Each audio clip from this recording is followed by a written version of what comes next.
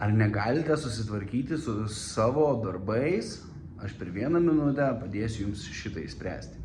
Esmė yra tokia, kad kai mes nebesusitvarkome su savo darbais, yra kažkokia emocija, kuri mus sustabdo, kuri nukreipia mūsų dėmesį. Yra kažkoks momentas, kur jūs pasiduodate stresui, kur jūs pasiduodate įtampai ir jūs pradedate kažkokiu tais būdu save gydyti. Galbūt tai skrolinimas, galbūt tai išėjimas, galbūt tai panika, tai yra įvairių būdų.